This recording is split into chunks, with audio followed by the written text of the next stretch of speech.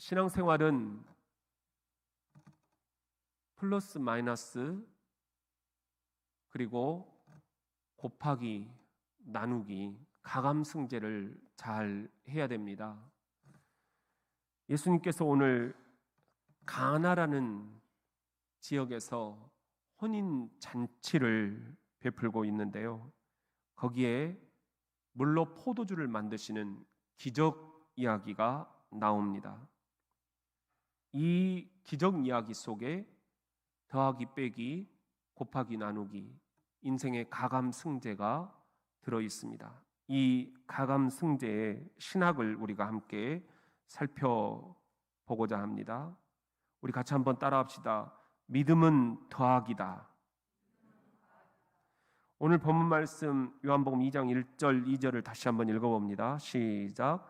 사흘째 되던 날 갈릴리 가나에 혼례가 있어 예수의 어머니도 거기 계시고 예수와 그 제자들도 혼례 청함을 받았더니, 예수님이 혼례 청함을 받았다. 결혼 예식에 초청을 받으신 거예요. 예수님이 그 혼례에 청함을 받으시자 어떤 상황이 벌어졌겠습니까? 그렇게 꿈에 그리던 예수님이 결혼식장에 나타나신 거예요. 저도 이렇게 여러분들 자녀들 혹은 또 제가 아는 친구들 결혼 예식장에 가보면 반가운 얼굴들이 있잖아요. 그러면 혼매혼매 하면서 잘 있었냐, 오랜만에 만나자요. 이 경조사를 통해서 우리 한국교회는 아주 끈끈한 그런 만남들이 계속 이어지고 있어요. 경조사를 무시할 수가 없는 거죠. 그런데 예수님이 나타나신 거예요. 꿈에 그리던 예수님이, 와, 예수님, 예수님, 예수님 이렇게 반기지 않았겠습니까? 여러분, 예수님이 혼례에 청함을 받으셨다. 예수님이 오셨다. 다른 말로 하면은 우리 인생에 예수님이 더해지셨다. 예수님이 우리 인생에 더해지시니까 어떤 상황이 생기느냐? 그 결혼 예식장이 축제 분위기로 변하는 것입니다. 여러분, 우리의 삶도 이렇게 분위기들이 다 있어요. 결혼 예식장의 분위기처럼 축제 분위기가 있는가 하면 장례 예식장처럼 그렇게 어두운 분위기도 있고요. 또 병원 분위기처럼 우리가 신음하는 그런 분위기들도 있고, 또 감옥 분위기처럼 사방이 꽉 막힌 것 같은 그런 분위기도 있습니다. 우리의 삶 가운데 예수님을 초청하는 것입니다. 예수님이 혼례의 청함을 받으시니까 예수님이 더하기, 예수님이 더해지시니까 그 결혼 예식장이 축제 분위기로 탈바꿈을 했다. 그런 의미에서 여러분, 믿음은 더하기입니다. 예수님을 더하는 것, 이것이 믿음입니다. 우리들이 이 믿음 생활을 잘하기 위해서는 더하기를 잘해야 됩니다. 더하기는 예수님입니다. 예수님을 더함으로써 여러분들이 삶의 곳곳에서 그 예수님과 함께 믿음으로 이겨나가는 승리 생활 하실 수 있기를 주의 이름으로 축원합니다. 우리 같이 한번 따라합시다. 슬픔은 빼기다. 3절 말씀을 한번 읽어봅시다. 시작. 포도주가 떨어진지라 예수의 어머니가 예수에게 이르되 저들에게 포도주가 없다 하니, 포도주가 떨어졌다는 것, 갑자기 지금 문제가 생긴 거예요. 결혼식장 분위기는 축제 분위기가 되는데 거기서 가장 중요한 포도주가 떨어진 거예요. 빼기입니다. 인생에는 이렇게 빼기들이 우리들 앞에 다가옵니다. 여러 가지 어려움들, 그것들은 다 하나같이 우리의 기쁨을 앗아가는 빼기들입니다. 질병도 인생의 빼기입니다. 재정적인 어려움도 인생의 빼기입니다. 관계의 불편함도 인생의 빼기입니다. 신앙생활의 의심들도 우리 인생의 빼기입니다. 이렇게 우리는 빼기들을 경험할 수가 있습니다. 충분히 준비를 했겠. 신랑과 신부가 오직 결혼식장을 준비를 잘했겠어요?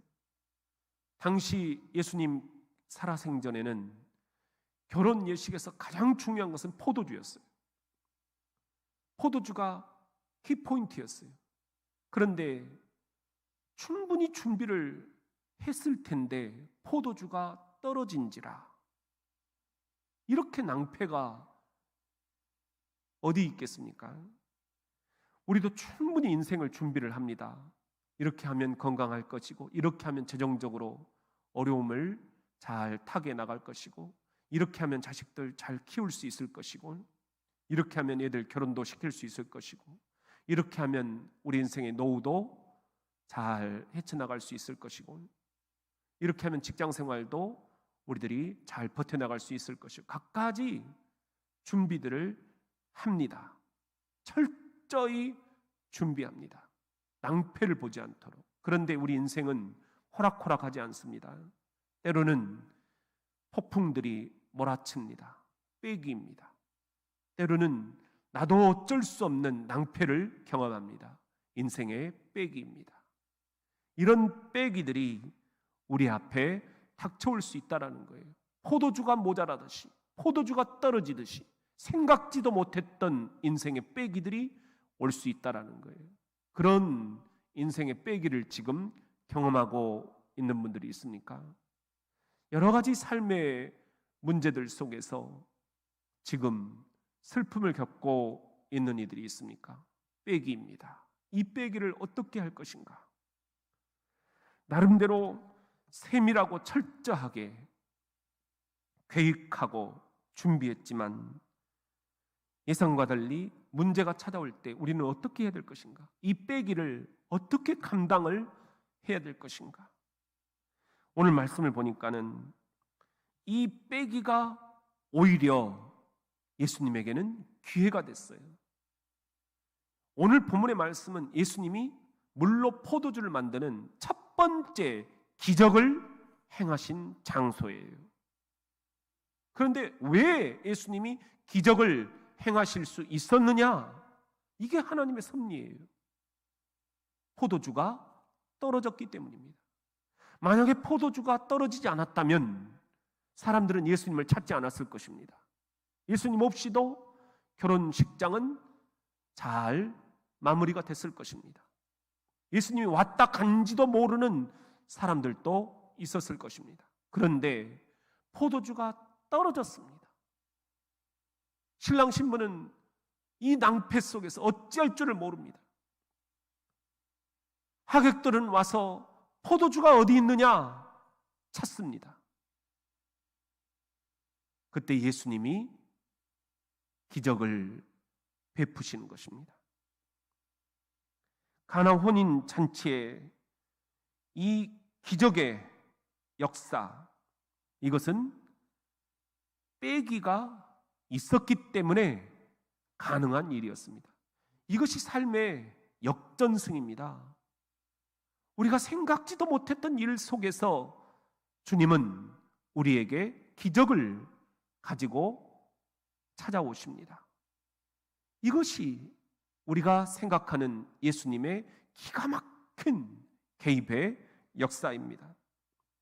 오늘도 여러분들 생각하지 못한 인생의 장애물들, 인생의 문제거리들 앞에서 내가 어떻게 해야 될까? 어느 방향으로 나아가야 될까? 뭐를 어떻게 해야만 잘했다고 소문이 날까? 혹시 그런 고민들을 하고 계십니까? 인생의 이 빼기 앞에서 내가 어떻게 해야 될 것인가?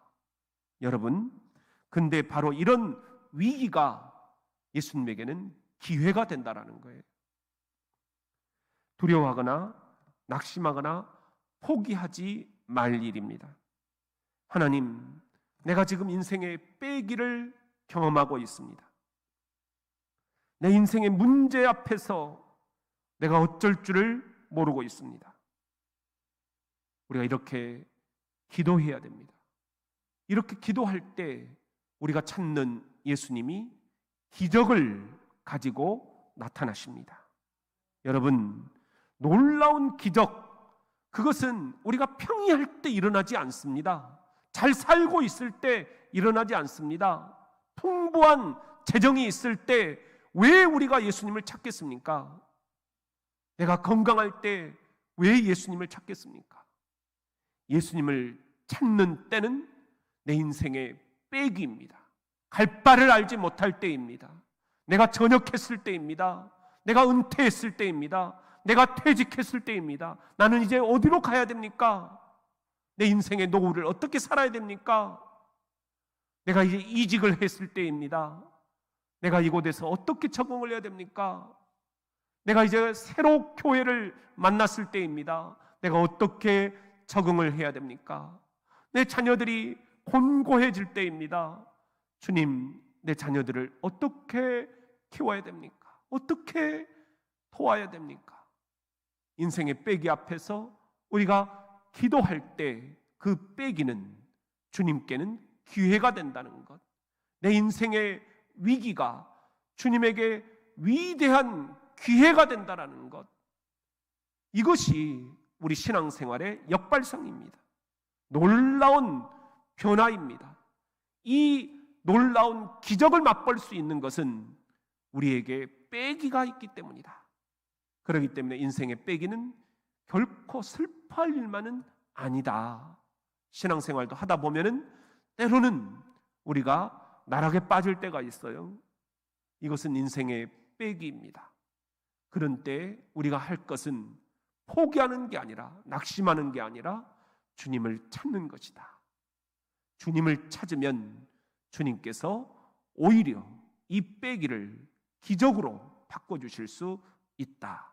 이 믿음 가지시고 슬픔을, 빼기를 여러분의 주님을 찾는 기회로 바꿔 가실 수 있기를 주의 이름으로 축복합니다. 같이 한번 따라 합시다.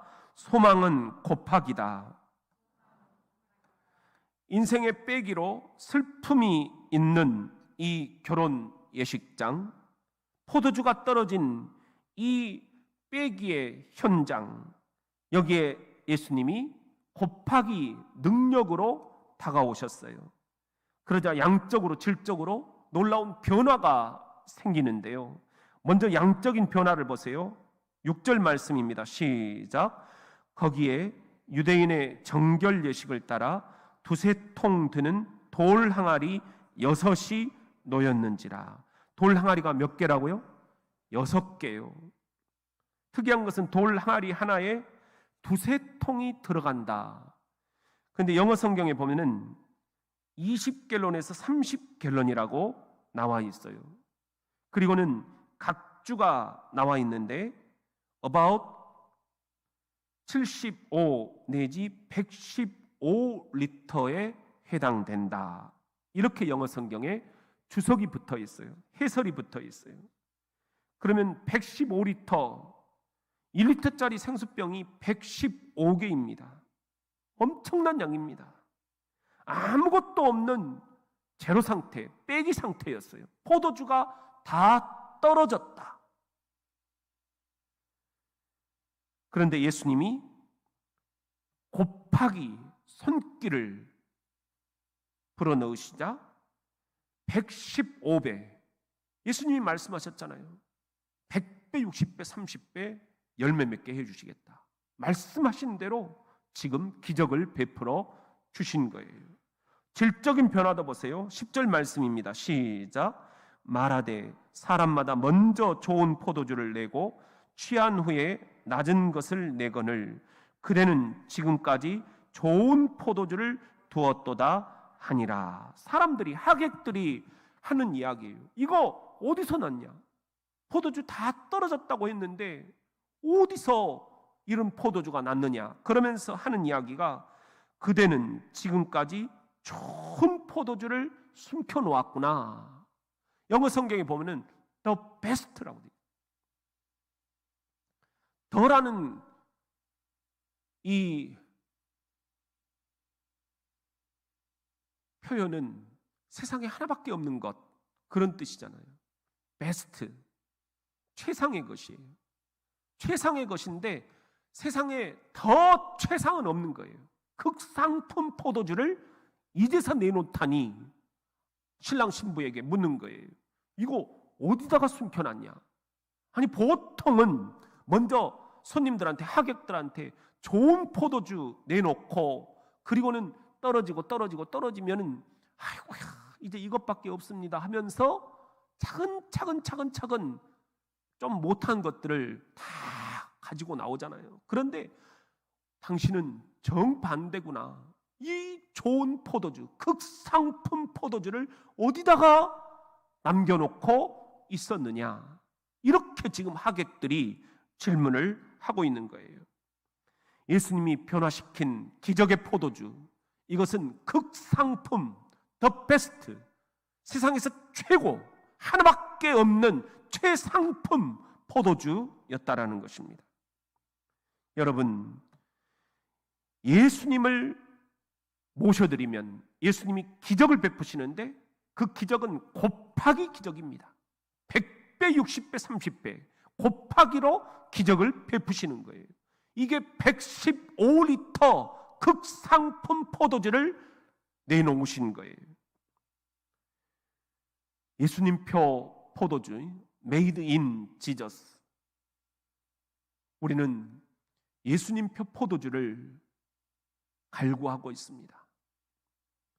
이 질병 앞에서도 예수님표 포도주를 마시면 질병이 다 떠나가는 놀라운 기적의 역사가 곱하기로 일어날 줄 믿습니다.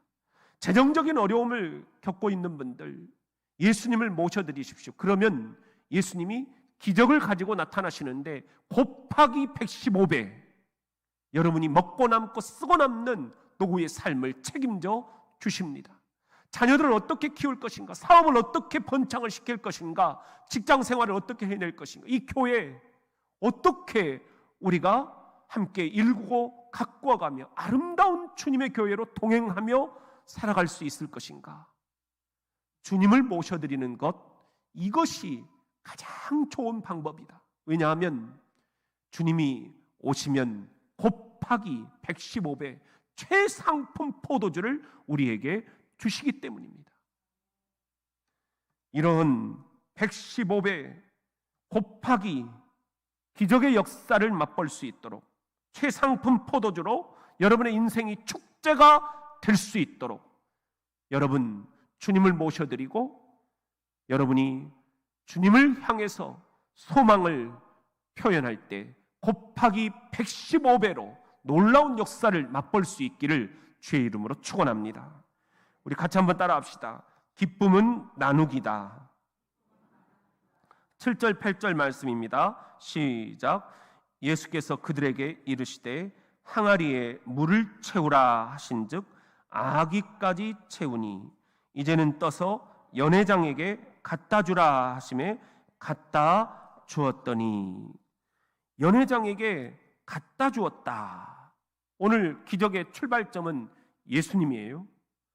그리고 이 기적의 마지막 도착점은 손님들이에요. 그런데 이 사이에 지금 하인들이 있어요. 예수님 말씀에 순종했던 사람들이 누구였습니까? 하인들이었습니다. 이 항아리에 물을 채우라. 하인들이 순종했어요. 아기까지 채웠다 했어요. 하인들이 채웠어요. 맹물인 줄 알았어요. 하인들이 왜 몰랐겠어요? 맹물을 부어놓고 이것을 떠다가 손님들에게 나눠주라.